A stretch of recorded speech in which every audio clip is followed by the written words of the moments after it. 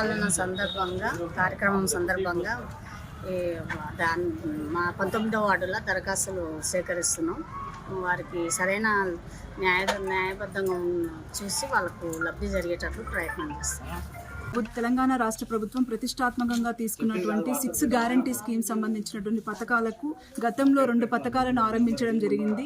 Remaining పథకాలను ఈరోజు ప్రతి ఒక్క వార్డులో కౌంటర్స్ని ఏర్పాటు చేసి ప్రజలకు అందుబాటులో ఉండేలాగా ప్రతి ఒక్క కుటుంబానికి ఈ పథకాలు అనేవి చేరవేసే విధంగా ప్రభుత్వం ఈ నిర్ణయాన్ని తీసుకుంది. ఈ నిర్ణయానికి అనుగుణంగానే వార్డులో ఉన్నటువంటి ప్రతి ఒక్క కుటుంబ సభ్యులు ఇక్కడికి వచ్చి వాళ్ళకు ఉన్నటువంటి అవసరాలు ప్రభుత్వం ఏదైతే ఏర్పాటు చేస్తుందో వాటిని అందుబాటులోకి వినియోగించుకుంటున్నారు. దాన్ని సంతోషం వ్యక్తం చేస్తున్నాను. ప్రతి ఒక్కటి మా ప్రభుత్వమే ప్రొవైడ్ చేస్తుంది. ఎవరు జిరాక్స్ సెంటర్లో కానీ బయట కానీ ఎవరు తెచ్చుకోవాల్సిన అవసరం లేదు. మనకు కొన్ని నిన్న మనకు కలెక్టరేట్ నుంచి వచ్చాయి. సో దానికి ఆధారంగా అందరికి ఇవ్వడం జరిగింది. ఇంకా ఎందుకైనా మంచిదని చెప్పి కొంత తక్కువ అని చెప్పి మేమే సపరేట్గా ప్రింట్ చేయడం జరిగింది.